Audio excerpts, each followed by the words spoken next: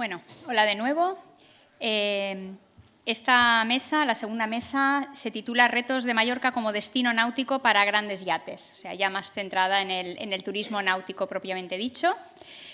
Empezando por la persona más cercana, Tomeu Bestart, CEO de Alcudiamar, Jonathan Sairet, broker y consultor náutico y CEO de Hamilton Marine, León Bonordanza, abogado especialista en náutica, y Miguel Ángel Sierra, abogado, economista, socio de Albors. Entonces, como antes, si habláis un poquito de cada uno vuestro punto de vista del tema y luego ya abriremos el debate. Si vol començar, Tomeu. Molt bé, bones tardes. Hablaré en castellà perquè veig que hi ha molts de companys d'altres comunitats y algunos també d'altres nacionalidades. Entonces, nada, buenas tardes a todos. En primer lugar, dar las gracias a Día de Mallorca. Creo que uno de los retos de nuestro sector es explicar lo que hacemos. Creo que somos unos grandes desconocidos en la sociedad. Y esto es una culpa nuestra, de nuestro propio sector, que no hemos sido capaces. Ahora sí que creo que con el clúster y con el equipo que lo está llevando, pues hay que felicitarlos, y la iniciativa del Día de Mallorca, que ya es la segunda iniciativa, pues hay que dar las gracias, porque la sociedad tiene que conocer lo que es el sector náutico, porque al fin y al cabo, si no lo cuentas tú, lo cuentan otros por ti, ¿no? Entonces, vamos a ver, yo quisiera explicar un poco, yo voy a hablar desde la perspectiva de lo que es la parte importante de toda esta historia, que es los creadores de infraestructura, los que creamos el espacio donde las embarcaciones pueden alojarse, pueden prepararse, pueden mantenerse, ¿no? Entonces, ¿de dónde venimos? Venimos de los años 70, donde toda la actividad náutica estaba centrada en el deporte, en la demanda local. Entonces, había los clubes náuticos, que lo que hacían normalmente era atender la demanda local. Una demanda que estaba enfocada a la práctica del deporte, ¿no? Y esto así permaneció en el tiempo. Luego, ya con la ley del 69, la ley de puertos deportivos, el Estado español se da cuenta que hay una oportunidad turística y de creación de riqueza en crear lo que se han conocido como marinas y puertos deportivos, ¿no? Y luego hablaré del tema de los varaderos, que también es un tema importante, porque dentro de nuestro sector hay dos campos, digamos, la parte turística y la parte industrial, ¿no? Lo que decíamos antes de la transversalidad del sector. Entonces, bueno, a raíz de esta ley de puertos deportivos mantenemos la actividad de los clubes náuticos, que dan respuesta a la demanda local y al deporte, que evidentemente atienden también a tránsito en verano, pero no están focalizados a lo que es la empresa y a la actividad empresarial como tal, ¿no? También hacen desarrollo empresarial porque prestan servicios a sus clientes y a sus tránsitos, ¿no? Entonces aparece el mundo de las marinas, aparece pues Alcudiamar, nuestra marina, aparece Punto Portals, aparece Port Adriano, que se llama Puerto Nadal, aparece Calador, y todas estas instalaciones están más orientadas a la prestación de servicios al mundo, digamos, del turismo náutico, en sentido amplio. No tan solo se crea un espacio para atracar el barco, el parking, no, esto es una parte de la historia, pero se crea pues una infraestructura de locales comerciales, de varaderos, hasta incluso de servicios hoteleros, gasolinera, lavadería, todos los servicios, como una ciudad náutica orientada a prestar un servicio integral, ¿no? Pero bueno, ¿y todo esto qué significa? Pues significa que al final, ¿qué demanda atiende? Pues esa demanda, curiosamente, atiende una demanda de embarcaciones pequeñas y medianas. Hoy hablaremos, luego supongo, de los grandes yates, ya no sé si de megayates o de gigayates, pero resulta que la demanda actual que hay en Baleares está orientada únicamente en el 80% a embarcaciones de 8 metros, y luego la siguiente ya estamos en 12, 14, 30 metros, y hay algunas instalaciones, como puede ser Puerto Adriano, Puerto Portals, Marina Ibiza, Alcudiamar, que pueden tener, en algunos casos, oferta para grandes yates hasta 30 metros, megayates, algunos hasta 90 metros, y no hablemos de gigayates, que creo que hay algún caso, como puede ser el Club de Mar, que sí puede acoger algún gigayate, ¿no? Entonces nos encontramos con una absoluta falta de capacidad de acogida para dar respuesta a una demanda que tenemos aquí en la puerta. O sea, todos hablamos de que todas las oportunidades que representa el sector, pero el drama es que, ciertamente, tal vez en verano podemos ver grandes yates que disfrutan del atractivo de Mallorca como destino turístico, pero luego no se quedan aquí que les prestemos servicios, porque además tampoco podemos, porque no hay infraestructuras suficientes, bueno, las mínimas para, curiosamente, yo a veces me pregunto, yo me felicito por la iniciativa del Gobierno, y hace años que lo venimos reclamando, y hay que dar la enhorabuena al Gobierno actual y al anterior. El anterior montó el Centro de Formación de Referencia en Mahón, que luego ha venido la nueva iniciativa de montar el Centro de Formación Profesional con el impulso de la Asociación de Empresas Náuticas y la iniciativa de Alcudia. Pero yo me pregunto, muy bien, vamos a tener un centro de formación para hacer profesionales, pero ¿dónde vamos a ubicar estos profesionales? ¿Dónde vamos a hacer la reparación y mantenimiento? Si no hay espacio industrial disponible ni espacio portuario disponible. Pero espacio lo hay. El problema es que no hay, yo no sé cómo decirlo para ser políticamente correcto, que me gustaría serlo. No hay la voluntad política de dar una respuesta a esto, porque hay un problema que es que el lobby ecologista ha hecho creer que esto es la industria náutica, es un atentado contra el territorio. Yo siempre he dicho, oiga usted, es que no destruimos territorio en los puertos deportivos, creamos territorio, creamos nuevo espacio para poder resolver y dar respuesta a una industria que todo el mundo reconoce como estratégica. Y yo creo que el problema que tenemos planteado es que tenemos interiorizado en nuestro ADN que el éxito, o sea, el turismo como tal, ha matado la industria náutica, en el sentido no matado, sino simplemente nos hemos focalizado que el turismo nos da respuesta a nuestras necesidades de creación de riqueza, pero luego el turismo náutico lo vamos despreciando. Veamos simplemente lo que ha pasado con la industria de fabricación y reparación de embarcaciones. Baleares, históricamente, ha sido un centro donde se fabricaban yachts, se trabajaba la madera, damos referencia en el Mediterráneo. Hemos dejado morir, y no doy la culpa a ningún gobierno, todos los gobiernos no han mirado hacia el sector industrial. Había un montón de luego astilleros que se derivaron hacia la fibra y también se han dejado morir, se han deslocalizado o se han muerto. Y luego hablemos también, y termino con esto, no quiero alargar más, los espacios industriales. Resulta que ahora tenemos dos referentes mundiales en Baleares, que es STP y Astilleros Mallorca, y en Alcudia tenemos a Alcudia como espacio industrial, también tenemos a Portal Diano y tenemos a Portal, y luego los clubs náuticos con sus pequeños espacios, pero ya orientados a sus clientes, no al cliente más integral. Y ahora resulta que recientemente se ha creado un problema legislativo de interpretación normativa, donde la actividad empresarial que había en Palma se ha tenido que parar porque la autoridad portuaria, seguramente con buen criterio jurídico, pero pues ha visto que no se podía renovar las concesiones o las AOTs que tenían autorizadas empresas pequeñas, locales, de estas que hablábamos, las microempresas. Entonces la actividad se está muriendo, no hay capacidad de respuesta. Entonces yo lo que quería trasladarles a ustedes es la necesidad de hacer un pacto de Estado en sentido de país, de oiga, ¿qué queremos?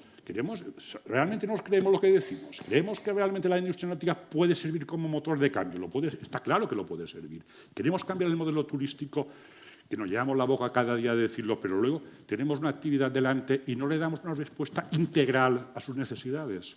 Pues la verdad que como operador portuario, la realidad que vivimos es una absoluta falta de espacio industrial y portuario para crecer y dar respuesta a una demanda que está en la puerta, demanda que crea riqueza, que crea trabajo, que crea conocimientos, que diversifica y además creo que con la nueva tecnología, como decía Diego, no tiene por qué tener un ataque contra el medio ambiente, sino más bien lo contrario. Gracias, si me he extendido un poco. Gracias, Tomeu. Bueno.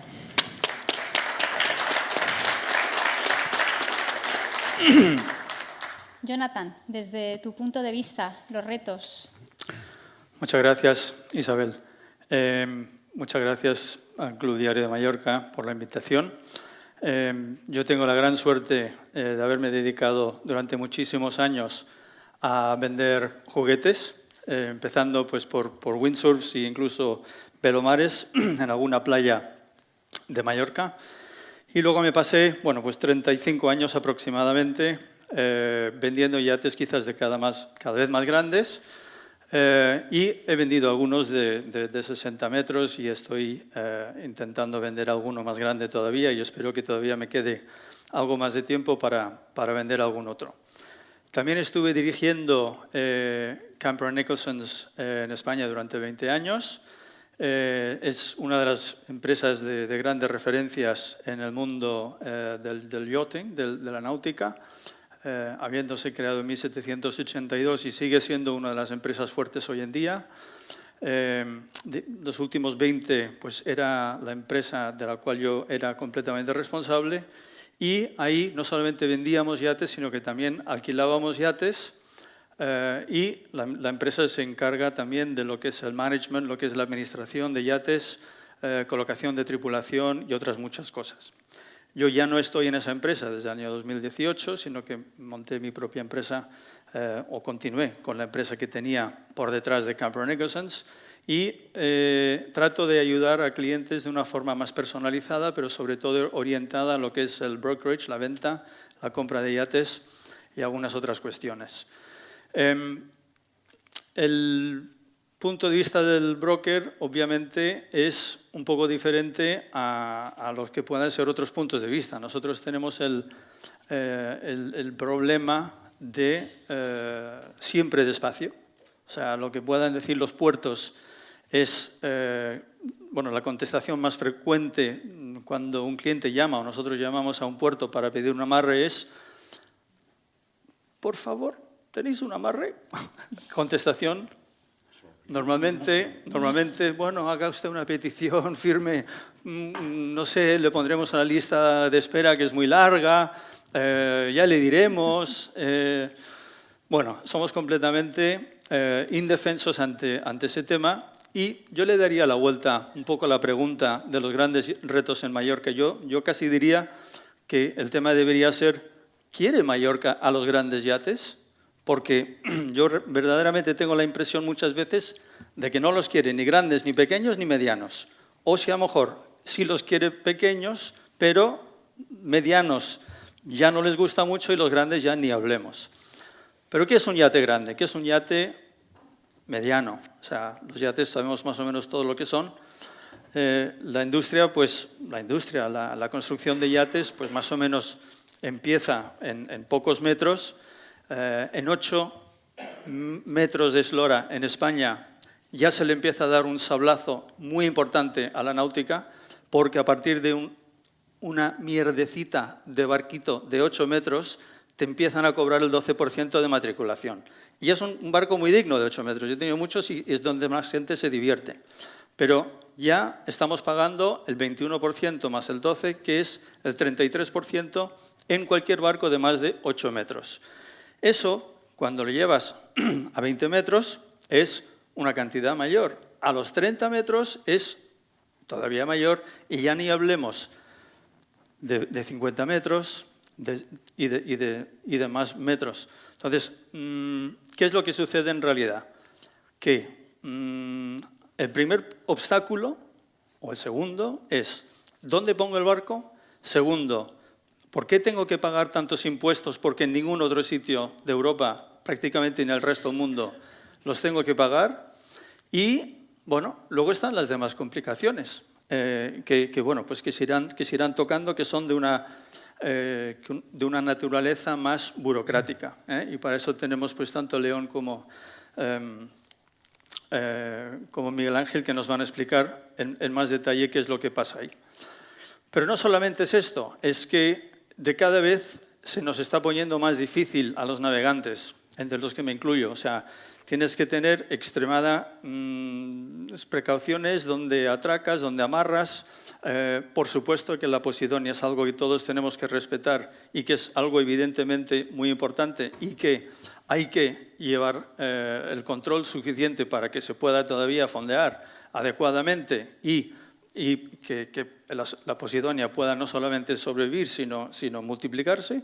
Yo creo que ese es un tema importante, pero a la misma vez se tiene que dar, desde mi opinión, a lo mejor es que me equivoco, por eso hago la pregunta, ¿realmente Mallorca quiere a los grandes yates? Pues hay que ponerle algunas bienvenidas, hay que ponerle, dar facilidades, hay que no ponerles tantos pegas.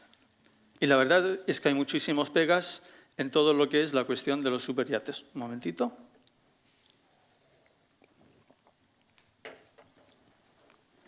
En el charter, que es, como todos sabéis, lo que es el alquiler de los yates, los dueños intentan recuperar normalmente una parte de lo que les está costando un yate al año ya que ellos no lo utilizan pues probablemente tanto como quisieran. Voy a explicar rápidamente. Un yate grande pues cuesta mucho dinero, tiene una tripulación, tiene muchas necesidades, como habéis visto, pues necesita de los astilleros, necesita de reparaciones, da de comer a muchísimas familias. Aquí se han mencionado cifras, pues entre 4.000 y 8.000, creo que he oído antes, personas que se dedican a la náutica. Yo creo que hay todavía muchísimas más personas que viven de ella de forma directa o indirecta. Aquí en Mallorca me refiero concretamente, y además viven bien, porque es una industria que suele funcionar todo el año y además paga correctamente. Y estos gastos, pues el armador, que a lo mejor pues, puede usar su barco entre apenas 2 o 3 semanas y quizás 6, 8 semanas, algo más, 10 semanas al año si tiene suerte, pues le permite una parte de la temporada cedérselo a terceras personas que con el charter pues, por lo menos recupera una parte de estos gastos.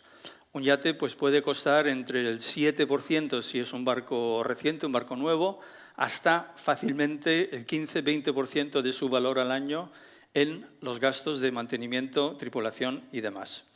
Y voy a decir que probablemente la gente no sepa que el gasto de tripulación en los yates más grandes es el costo más importante, bastante por encima de cualquier otro.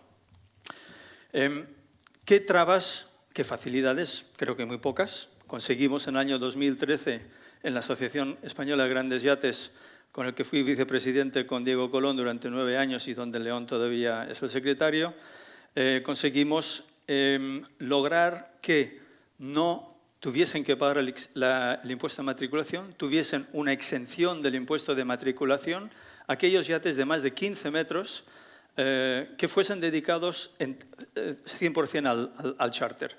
Eso obviamente ha creado una mejoría. Sí que vimos inmediatamente un flujo de yates más grandes y grandes que vinieron a hacer charter en Baleares y en España, y eso también ha alimentado una gran parte de lo que es la industria. Pero el impuesto de matriculación sigue ahí para cualquier armador español o residente como yo que quiera comprar un barco de más de 8 metros en España y que no lo quiera dedicar al charter. Es un gasto muy importante, es algo que para a los grandes propietarios. Yo tengo la suerte de conocer a la mayoría de los grandes armadores de este país que tienen sus yates dentro y fuera de España, y os puedo decir que bueno, pues la idea de pagar un 12% sobre el precio de un yate pues, grande, pues se les hace muy cuesta arriba. Y entonces, pues lo que hacen en la mayoría de casos es no venir a España, porque al no venir a España no tienen que pagar el impuesto de matriculación, aunque su barco puede estar abanderado en cualquier otro país europeo, o creo que incluso España, si no lo trae aquí, es lo mismo, puede ser bandera española. Bueno, no lo sé, es igual. Pero, en fin, es un tema menor. Entonces, grandes yates españoles vemos muy pocos, pero poquísimos. Y si hablamos de ciertas esloras, a partir de, vamos a decir, 50 metros o las 500 toneladas, que es un punto donde las cosas cambian, ahí, vamos, se pueden contar prácticamente con los dedos de una mano, yo me imagino. El charter, propiamente dicho, tiene este impedimento, el impuesto a matriculación, aunque los yates extranjeros, europeos o no europeos, pueden conseguir la exención del impuesto a matriculación, pero tienen que solicitar esa licencia previamente, tienen que ser barcos que que tengan la situación del IVA regularizado, me parece, en Europa, no necesariamente pagado, sino que regularizado, pero tienen que pedir la licencia, digamos, a principios de año para el resto del año, y no todos lo hacen. Es decir, que da muy poca flexibilidad, que yo creo que en junio ya no puedes decidirte que quieres hacer un charter porque te salga un charter en agosto, sino que ya llegas tarde.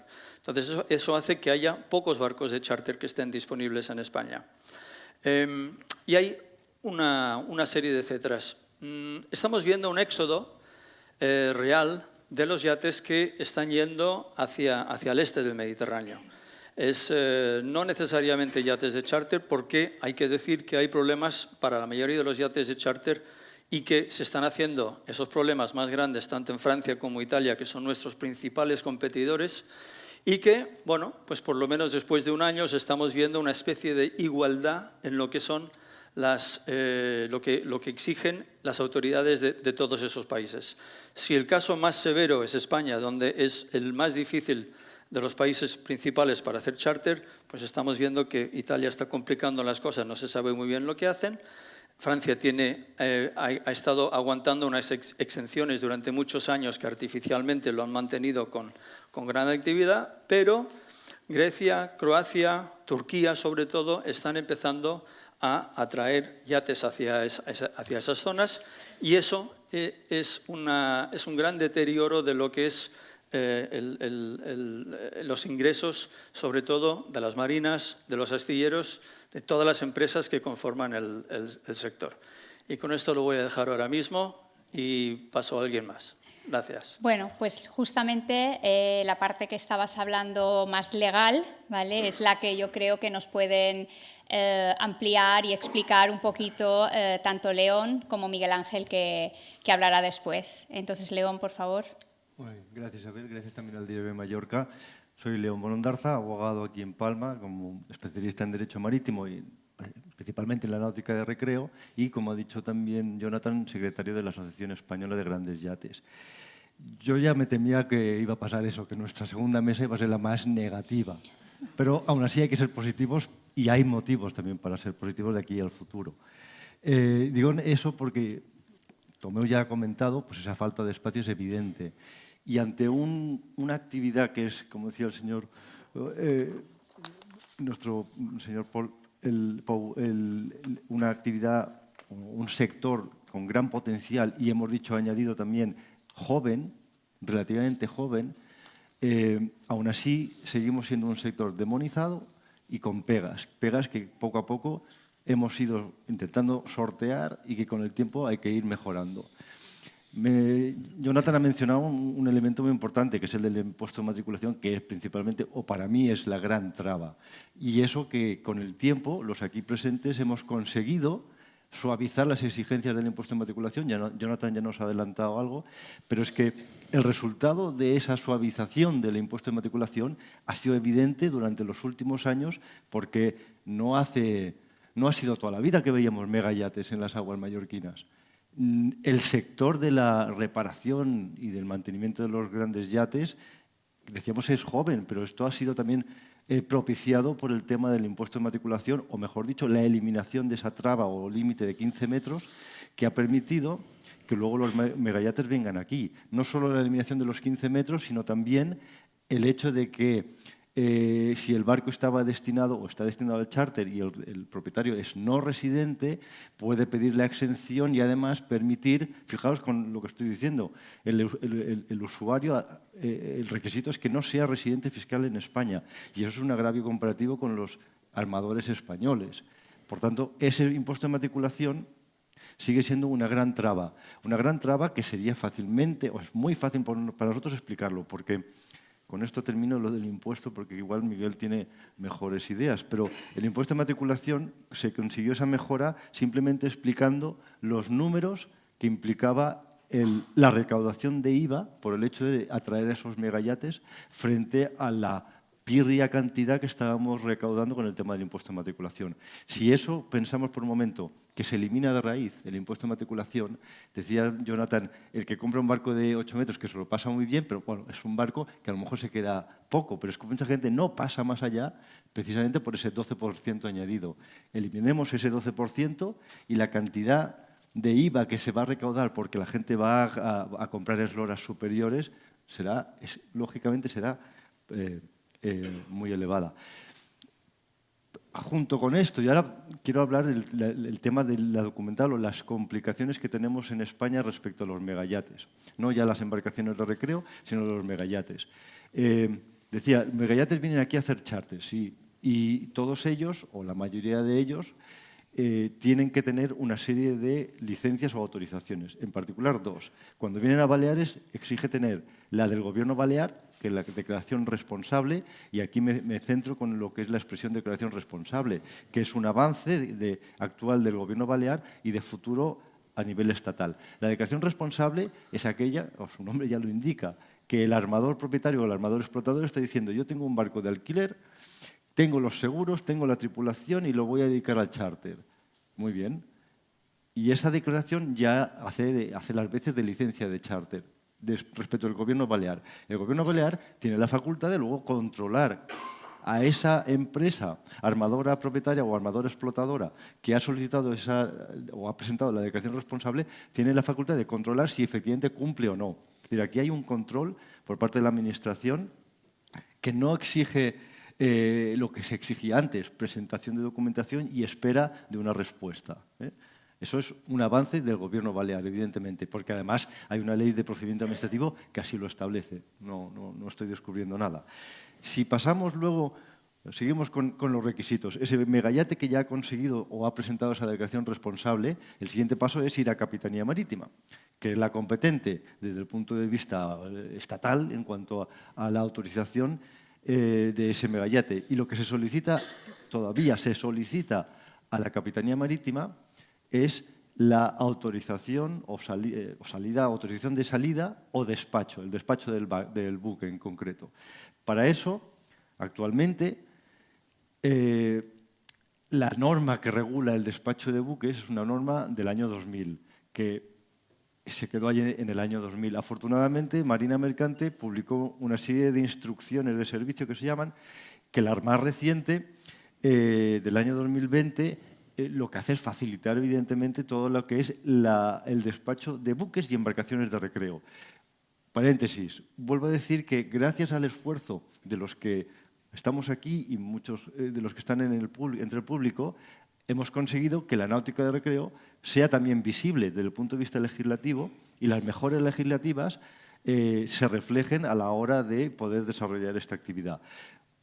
Botón de muestra es simplemente que nuestra ley de navegación marítima es del año 2014, bien joven. Y digo eso porque hasta entonces nos regíamos por una normativa del año 1885, que es el Código de Comercio.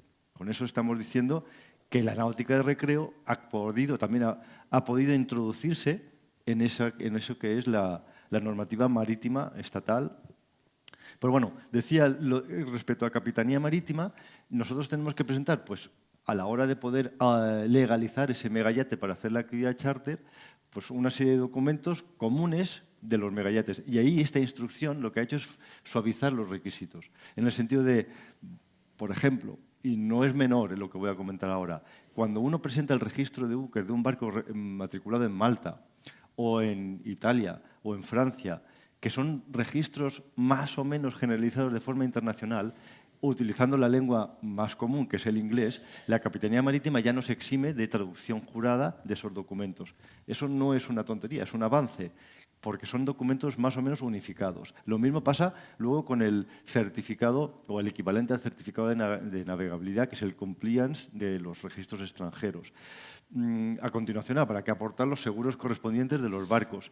Y finalmente, bueno, un certificado de tripulación mínima, porque estamos hablando de barcos de más de 24 metros, y por último, lo que es la documentación de la tripulación, que es también un tema a comentar aparte. Reunido todos esos documentos, se presentan en la Capitanía Marítima y hay que esperar una respuesta, porque seguimos a la espera de esa respuesta. Si se hace esto a principio del año, pues puede ser que en pocos días, estoy diciendo días, se consiga ese despacho, y ya ese es un despacho que se puede prolongar a lo largo del año en función de los certificados que se presentan y en función de la bandera, porque si es una bandera no comunitaria, se autoriza por 3 meses prorrogables. Pero si en lugar de hacerlo el primer mes del año, vamos al mes de junio, como decía Jonathan, olvídate, porque es una época en la que ya la burocracia o la vorágine burocrática y documental es tan elevada que ya estamos, incluso ahora, en el mes de abril-mayo, ya estamos soportando esperas prolongadas de a lo mejor un mes para obtener ese despacho del barco. Y eso es inviable. Eso es un obstáculo, como decía antes, Pero motivo de optimismo es que en el futuro Marina Mercante también prevé acogerse a ese régimen de declaración responsable. Insisto que es un requisito legal del procedimiento administrativo en general. Pues Marina Mercante lo que tiene intención es de reformar la normativa que regula el despacho de buques para que las embarcaciones y buques de recreo, tal como ya la Ley de Navegación Marítima establece, se acojan a un régimen simplificado. Simplificado significa precisamente la declaración responsable. Es verdad que habrá que presentar toda la misma documentación una única vez, pero una vez que se ha hecho esto y se ha conseguido el despacho, las posteriores renovaciones van a ser solo mediante declaraciones responsables. Eso, sin duda, es un avance. Aún así, y si comparamos con países de nuestro entorno, seguimos siendo los más complicados. Poniendo en primer lugar, en primera posición, el problema del impuesto de matriculación, que ni existe en Francia, ni existe en Italia, ni en Croacia, ni en Grecia, ni en ningún otro país. En el sentido de 12% del impuesto, de 12% del valor del barco a pagar en el caso de querer matricular un barco o, en el peor de los casos, incumplir los requisitos de la exención del impuesto de matriculación. Pero es que en otros países, tal como Francia o Italia, en lugar de pedirles una licencia o un despacho, simplemente es necesario obtener un CIF o un número fiscal con el cual luego hacer el pago de IVA de la actividad. Eso Miguel seguro que nos da más información al respecto. Pero que si comparamos lo que exige un país como Francia, como Italia, frente a España, estamos a años luz. Yo no estoy diciendo que lo nuestro sea una locura. Lo nuestro es correcto, pero evidentemente se puede suavizar mucho, sin que por ello haya o se rebaje el control que puede hacer la Administración Marítima respecto de los barcos. ¿Por qué? Porque el control de las embarcaciones y de los buques se sigue haciendo, ¿cómo? A través del Servicio Marítimo de la Guardia Civil. Y si no, como decía yo antes, la Marina Mercante, a través de su administración periférica, que son las capitanías marítimas, siempre puede hacer un control a posteriori de esa declaración responsable, para comprobar si estamos cumpliendo con lo que estamos diciendo. Otros países tipo Croacia, si no me equivoco, ahí sí que, o en Grecia sí que hay que pedir una licencia, pero igualmente los requisitos siempre son inferiores a los que se exigen en España. Y ya para ir terminando, yo lo que veo que los grandes problemas que tenemos y obstáculos son, como decía, e insisto con el tema porque ahí está la clave de todo, es el impuesto de matriculación. El impuesto de matriculación impide el desarrollo de este sector, no solo ya del charter, sino también en lo que es la compra de embarcaciones. Impide también que haya megayates de bandera española. Por eso son la mayoría de banderas extranjeras. El otro obstáculo que hay que tener en cuenta es que cuando un barco extranjero viene aquí, se le exige también no ya solo un número fiscal, sino crear aquí una empresa o crear una sucursal con las derivaciones fiscales que ello conlleva, cosa que no ocurre en otros países. Es que la costumbre aquí de pedir documentos, y una vez que has pedido los documentos, es como decir, tú métete, te acogemos, pero una vez que has pasado el portal, de ahí no sales y ya estás envuelto en toda la vorágine fiscal y que no es poca la que tenemos aquí en España, en cuanto renta, IVA, impuestos de sociedades, impuestos de matriculación, etc. Y el tercer bloque, o el tercer obstáculo que impide el desarrollo de la náutica, ya desde el punto de vista de lo que es la actividad de la navegación, son las tripulaciones. Primero, falta de unificación de criterios respecto a la aceptación de los títulos profesionales extranjeros. Esto se resume en barco alemán, título alemán, barco español, título español. Si queremos que un inglés con título profesional inglés, por poner un ejemplo, quiera ser patrón de un barco español, he cogido un mal ejemplo con el inglés desde hace un par de años. Vamos a pensar en un francés con un título profesional que quiera ser patrón de un barco español, su título profesional francés no se le reconoce aquí. Se le exigirá que haga aquí un examen de legislación marítima española a fin de poder homologar o convalidar su título profesional. No, ojo, esto no es una exigencia nacional, eso también ocurre a la inversa. O sea, es como la aplicación del principio de proporcionalidad, pero en sentido negativo. Si tú lo haces, yo también lo voy a hacer. Por eso, esa falta de criterio o esa falta de unificación de aceptaciones de los títulos profesionales es importante. Y me consta que ha habido intentos, pero es muy, muy difícil. Y el segundo, y aquí hago la llamada y la relaciono también con las dificultades documentales y burocracia española.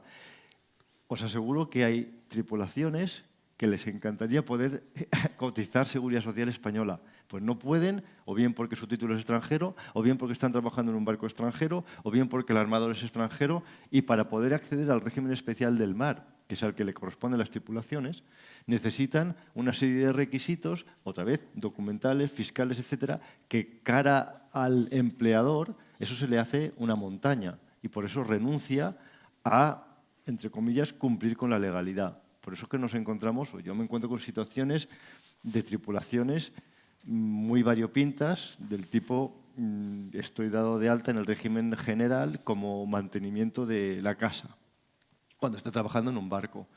O las figuras del autónomo en el sector marítimo, que es una figura que a priori es buenísima, pero también tiene sus pegas y sus reticencias.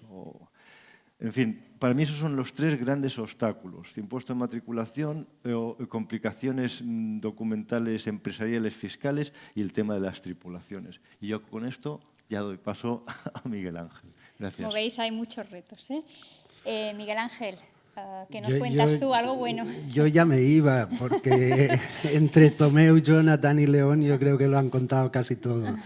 Pero bueno, voy a intentar decir alguna cosa. En primer lugar, esta mesa es una mesa de turismo. La anterior era de industria. Yo creo que somos un destino líder en industria turística, uno de los destinos líderes. Yo creo que no somos un destino líder en el ámbito del turismo de grandes yates, en absoluto. Tenemos todas las condiciones, tenemos las condiciones naturales estupendas, tenemos infraestructuras con las limitaciones que ha explicado Tomeu, que son ciertas y hay que mejorar, pero tenemos unas buenas infraestructuras, tenemos muy buenos profesionales, tenemos buenas marinas, puertos deportivos, brokers, agentes, incluso algún que otro abogado, pero pocos. Tenemos buenos profesionales, tenemos buena conectividad con el resto de ciudades europeas, con el resto de ciudades del mundo, que con un simple transbordo pues llegan aquí fácilmente. Por tanto, esas condiciones las tenemos. ¿Qué ventajas tiene el turismo de grandes yates? Que creo que es algo que habría que ir explicando de forma más abierta a la gente, ¿no? El turismo de grandes yates, en primer lugar, ayuda a una cosa muy importante, que es rentabilizar algo que tiene un coste brutal, que son las infraestructuras. Entonces, si tenemos esas infraestructuras, aunque haya cierta carencia para grandes yates, vamos a rentabilizarlas al máximo, ¿no? Cuando digo rentabilizarlas al máximo, me acuerdo de que Jonathan ha dicho, bueno, pero es que llamas para un amarre y no lo hay y tal. Digo, bueno, pero vamos a ver, el turismo de grandes yates no solo viene en verano, viene preferentemente en verano, pero ayuda a diversificar, a desestacionalizar el turismo, cosa que es importantísima. Siempre lo hemos estado demandando en relación al turismo tradicional. ¿Por qué no lo demandamos en el turismo de grandes yates? Porque ellos están dispuestos a venir, ¿eh? Lo que para nosotros aquí es un temporal, para ellos es marejadilla. Entonces, eso es algo muy importante. Segundo, es un sector dinamizador de la actividad y del empleo brutal.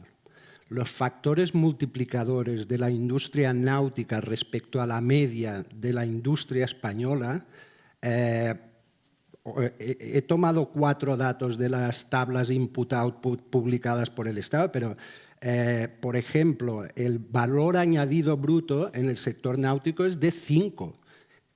Quiere decir que por cada euro de valor añadido se generan 5 en la economía en general. El valor medio de la industria española es de 2,6. Es muy importante la diferencia. En otro factor muy relevante, el empleo, factor multiplicador de la industria náutica, 4,2. Por cada empleo que se genera en la industria náutica, se generan de forma indirecta e inducida 4,2 empleos. Media de la industria española, 1,4. Y además, como ya se ha dicho en esta mesa, empleo de calidad. Por tanto, yo creo que no podemos pedir más a nivel macroeconómico, ¿no? Otras ventajas, el cliente es un cliente de alto poder adquisitivo. La estancia media del turista de grandes yates es bastante más elevada que la del turismo vacacional. Eso también son ventajas importantes que la gente tiene que conocer. El turismo náutico está muy vinculado y muy correlacionado con el turismo tradicional. Eso lo hablábamos con Sebastián sobre la temática y decíamos, bueno, vinculemos el turismo náutico al turismo tradicional. Pues efectivamente, nosotros somos un destino con una oferta complementaria turística tremenda, de primerísimo nivel.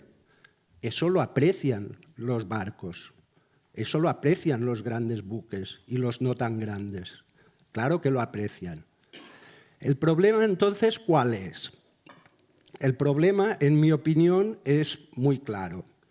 Ellos quieren venir. Lo que pasa es que hay que dejarles.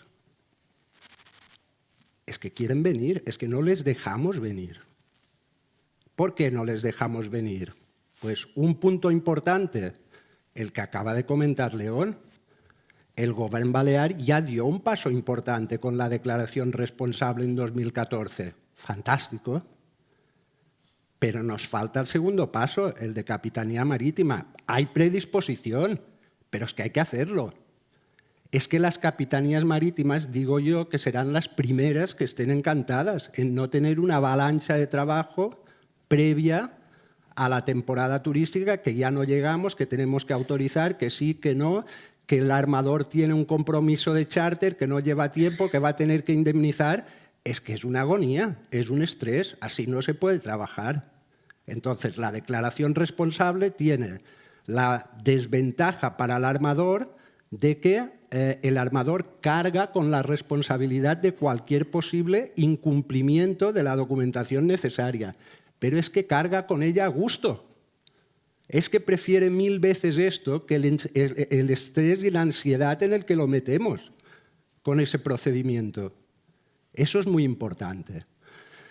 Segundo tema, del que yo creo que no se habla, del impuesto de matriculación se ha hablado. Yo voy a añadir solamente algún detalle.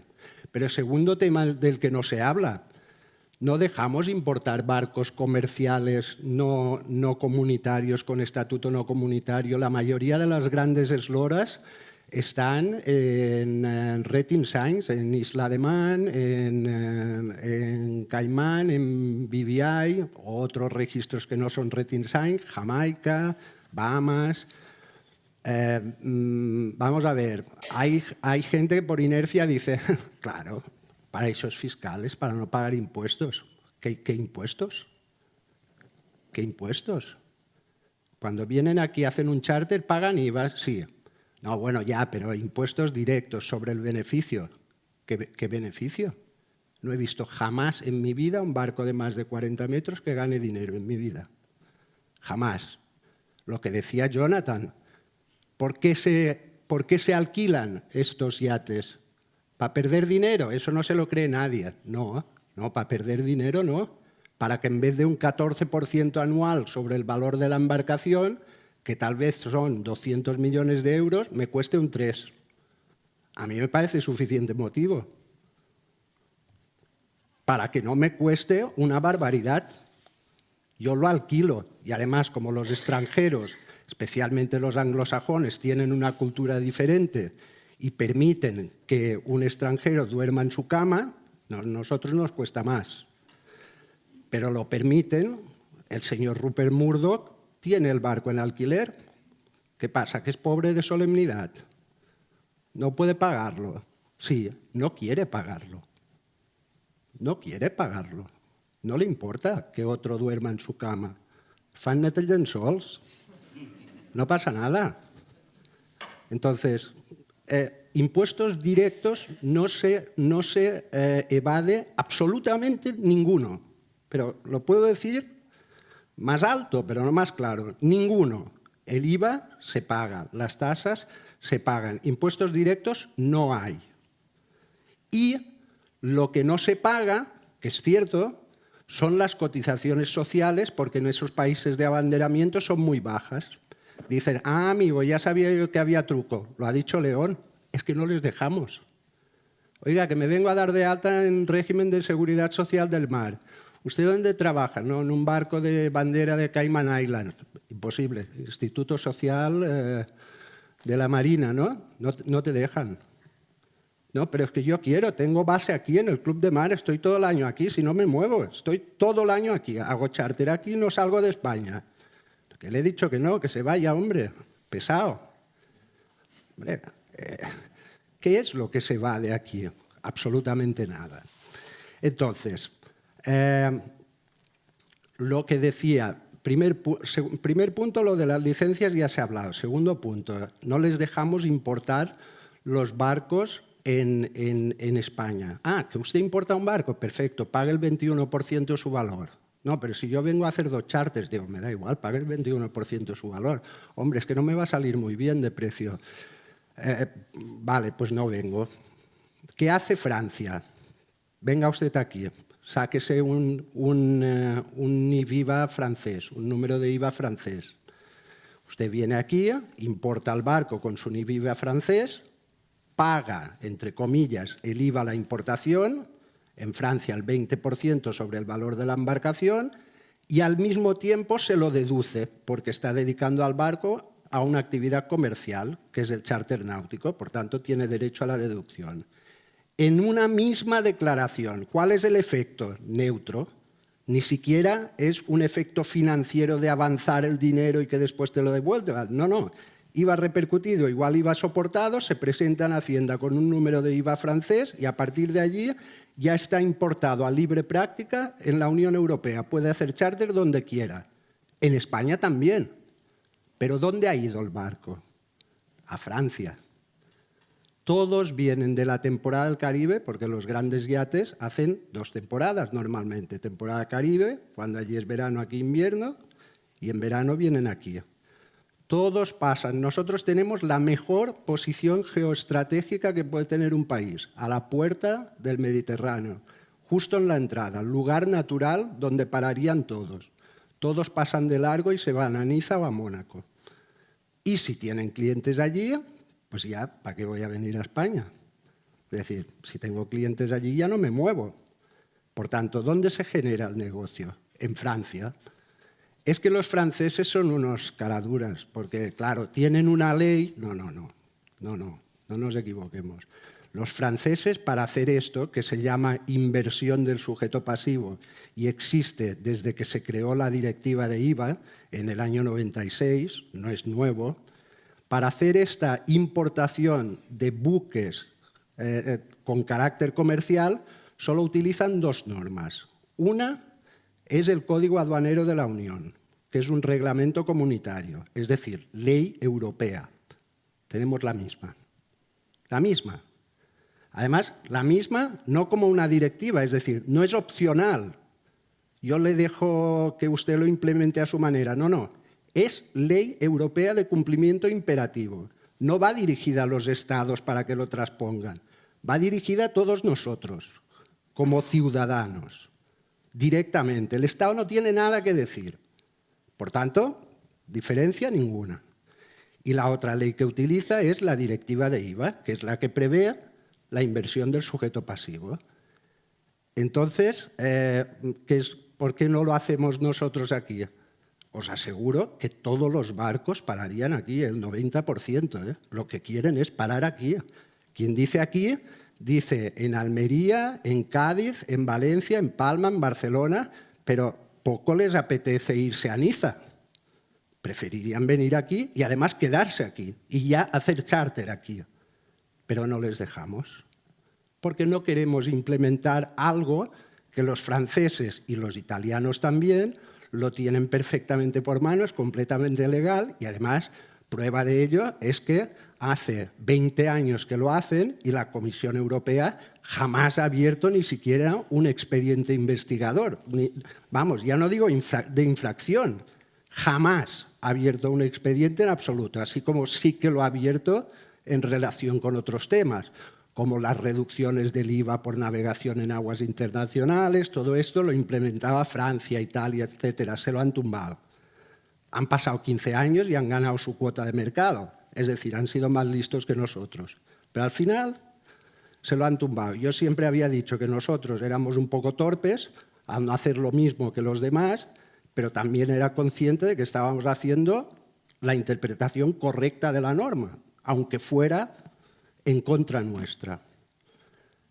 Bueno, el procedimiento de importación de buques de carácter comercial, del que no se habla en absoluto, es esencial para ganar el mercado de grandes yates, para al menos competir en igualdad de condiciones a nuestros países competidores y vecinos. Francia, Italia, sobre todo. Es verdad que están saliendo nuevos. Croacia está ganando mucho mercado.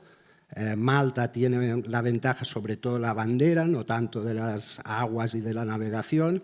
Grecia ha habido recientemente un cambio importante. Grecia es igual o peor que nosotros con la burocracia. Yo diría que peor, incluso. Pero ha habido un cambio que lleva 3 o 4 días en vigor, que están mejorando. Se han dado cuenta de que aquí hay mercado, hay actividad, hay empleo, hay valor añadido y lo están cambiando. Y por último mencionaría el tema del impuesto de matriculación. No nos tenemos que olvidar de una cosa, es decir, el mercado cuando hablamos de turismo, hablamos o bien de ciudadanos privados que tienen un barco de gran eslora, que son pocos y vienen de turismo aquí, o en la mayoría de los casos hablamos de lo que decía Jonathan, del charter náutico, ¿no? El arrendamiento de embarcaciones. Bueno, pues aquí ha habido 2 hitos importantísimos. El mercado de arrendamiento de grandes esloras en España tiene 7 años de vigencia. Hace más de 7 años, hace 8, uno no veía un gran yate alquilado en España ni en pintura. Es decir, parece que estamos hablando de algo que llevamos décadas, 7 veranos, 7. Y eso se basó en 2 hitos fundamentales. La primera, que ya se ha comentado aquí, fue en octubre de 2013, cuando se eliminó la eslora máxima de 15 metros para poder gozar de la exención en el impuesto de matriculación si se dedicaba el buque de forma exclusiva a la actividad de charter. Exclusiva, ¿eh? Como encuentren al dueño un minuto a bordo, ya 21% sobre los 200 millones que vale el barco. Eso también, no me digáis que no es ridículo. Es decir, el dueño no puede utilizar el barco una semana, pagando lo mismo que un cliente, ¿eh? Y pagando el IVA, sin ninguna diferencia con un cliente tercero. No, no puede. No. Si lo usa usted 15 minutos, 21% sobre el barco. Hombre, introduzcamos algún criterio de flexibilidad, ¿no? En el charter de aeronaves, en España también, la misma ley de impuestos especiales, ley absolutamente incorrecta. El impuesto de matriculación se llama impuesto especial sobre determinados medios de transporte. De especial no tiene nada. Lo único que tiene es que está metido en una ley que se llama de impuestos especiales. Pero no es un impuesto especial. Aunque se llame así, no tiene ninguna característica de un impuesto especial, ninguna. El impuesto especial es el del hidrocarburo, el del tabaco, el alcohol, la electricidad, esos son impuestos especiales. El de matriculación no es un impuesto especial.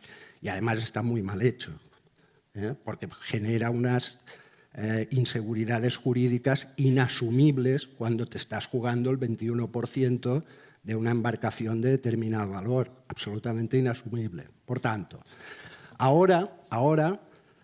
bueno, decía que ese era el primer hito que hubo para poder generar el mercado de grandes yates, de alquiler de grandes yates en España, y el segundo fue el Govern Balear, que en agosto de 2014 fruto de una reunión que además tuvimos este señor y yo, ¿no?, en representación naturalmente de AEGI y de ANEN, que nos dirigimos a la Dirección General de Puertos y Aeropuertos para que, mediante una interpretación perfectamente factible, permitiera que barcos de bandera no UE pudieran chartear en España, igual que hacía 25 años que ya lo hacían en Francia y en Italia y en otros países, ¿no?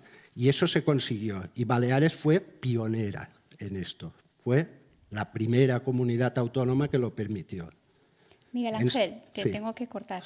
Pues ya está, lo he dicho todo. Me lo siento porque hay un montón de preguntas. ¿Nos da tiempo a alguna pregunta o algo? Una, venga, pues qué difícil ahora elegir la pregunta. Es que hay para hablar 2 o 3 horas, ¿eh? Vamos a ver, ¿cuál elijo? Una para cada uno, ¿no? Eso ya, eso va a ser más complicado, ¿eh? No creo que me dejen. Todas para Jonathan. Vamos a ver. Para ti. Una muy reciente, me dicen para León, pero bueno, si alguno más tiene algo que decir. Ha salido ahora, hoy me ha llegado a mí, no sé exactamente cuándo ha sido, la instrucción que se aplica a una tripulación profesional mínima para los buques de recreo. O sea, en vez de ayudar, vamos a ponerlo un poquito más difícil. León. Sí, no sé, esa pregunta muy acertada, porque relacionada con lo que hablábamos. Sí, hasta me atrevería a decir que se han equivocado, pero me temo que no. Muy brevemente, para que los que... Hablando de esta instrucción de las tripulaciones mínimas, cuando hablamos de barcos de más de 24 metros, es obligatorio solicitar a la Marina Mercante un certificado de tripulación mínima. Es decir, ¿qué cantidad de personas tengo que tener como tripulación para llevar ese barco? Por debajo de 24 metros no hay que hacerlo, ni se nos ocurra pedirlo. Entonces, cuando es más de 24, nos dirán, pues en función de las características y tipografía del barco, vas a tener que tener un capitán, un primer oficial, un jefe de máquinas y un marinero, por poner ejemplo. Pero es que resulta que en el año 2014, cuando se publicó, aprobó por fin el Real Decreto que regula la matriculación e inspección de buques o de embarcaciones de buques de 24 metros de recreo, también fruto de la labor de los que aquí estamos presentes, se aclaró un tema que ya venía siendo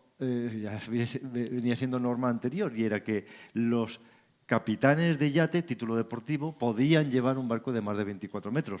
De ahí que el propietario del barco de más de 24 metros estuviera facultado para manejar su barco. Con esta instrucción nos están dando un giro copernicano, totalmente lo contrario, porque nos está diciendo que los barcos de lista sexta y séptima, sexta charter, séptima privado, uso privado, tanto uno como otro, en función del tiempo, van a necesitar primero capitán. Punto. No pone capitán de yate, no pone capitán de la Marina Mercante, no, capitán, punto. Luego, a continuación, va diciendo, pues en función de la eslora y los tiempos de navegación, un primer oficial o ya directamente un jefe de máquinas y, por último, un marinero. Esto dependerá de las características de cada barco. Pero cuando lo leíamos decíamos, bueno, es que se han equivocado, aquí querrían poner capitán y amplio espectro, los deportivos y los profesionales. Pues leyendo de arriba abajo esa instrucción no se han equivocado, con lo cual están contrariando una norma superior que es un Real Decreto. Forzosamente vamos a tener que hablar con Madrid y decirles, oiga, no, mantengan la posibilidad de que un capitán de yate pueda seguir siendo no solo el propietario, sino el que gobierna ese barco. ¿Que tendrá necesidad de contratar tripulación profesional en máquinas, en marinería? Por supuesto, eso sí que dice la norma, pero no eliminar la posibilidad de que el propietario pueda llevar. Por tanto, respondiendo ya finalmente a esa pregunta, efectivamente, una dificultad añadida, que no creo que sea un error, pero sí que requiere hacerle reflexionar bien y volver otra vez a lo que toca, ¿no? Bueno, mucho por hacer, mucho por hacer. ¿Tenemos tiempo de titulares o sí? Venga, titular cortito, ¿vale? Por favor. Tomeu. Pues nada, el problema es que hace 40 años que estamos y 40 años seguimos estando en lo mismo. Hemos avanzado un poquito. Yo creo que tenemos un problema. Yo siempre, no soy políticamente correcto, siempre miro a la administración. La necesidad de que... El problema es que hay cambios políticos y los problemas se siguen manteniendo, se hacen avances. Yo debo reconocer al gobierno actual el tema de formación y otros aspectos. Incluso al gobierno central en temas de concesiones administrativas de plazos y demás que han dado respuesta al sector. Ahora bien, nos lo tenemos que tomar en serio y tenemos que decir si queremos. Yo el otro día hice un artículo, os recomiendo leer, y decía, bueno, pues si queremos economía azul, tengamos economía azul, pero quitemos determinada ideología que nos limita nuestro crecimiento, pero no nuestro crecimiento. Nosotros sí hay pocos amarres, a lo mejor casi egoísticamente, pero es que estamos estropeando la economía productiva de la tierra, la riqueza y el bienestar, incluso para la gente necesitada, para la política social de nuestra comunidad. Apoyemos de verdad desde la Administración y nosotros mismos también hagamos un esfuerzo para generar economía azul. Perfecto, gracias. Jonathan. Yo estoy viendo un cambio de tendencia con nuestros países vecinos, que son países competidores en cuanto a lo que son los grandes eslora y el charter. Tuvimos la suerte de que MIBA en su momento ayudó muchísimo a que consiguiéramos la exención del impuesto de matriculación. MIBA es una asociación mediterránea, ahora ya es más grande, es mundial. Pero en aquel momento fue lo que nos facilitó el poder enseñar a la Administración, ya que les decía un señor extranjero que no era español, pues lo que había que hacer. Eso funcionó.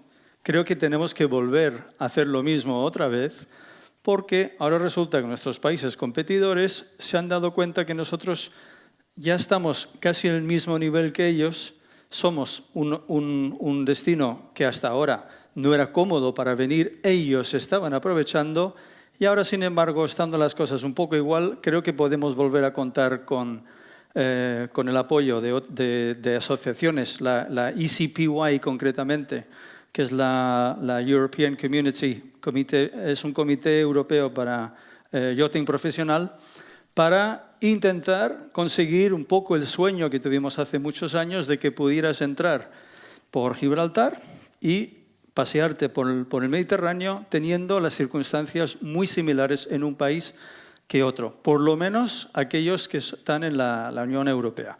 Y es algo que yo creo que tenemos que apuntarnos, tenemos que fomentar y tenemos que intentar encontrar su ayuda. ¿Tu titular, León? Ya venía preparado. No. Para mí el titular sería Baleares es un destino perfecto para el charter, pero necesita menos obstáculos y prohibiciones y más soluciones desde el punto de vista administrativo, fiscal y laboral. Gracias. Miguel Ángel. Yo, bueno, sin que sirva de precedente, no estoy muy de acuerdo con lo que decía Jonathan en cuanto al volumen. Yo creo que las cifras dicen que Francia multiplica por 3 nuestra actividad náutica de recreo y Italia incluso por 6. Es decir, creo que estamos muy lejos.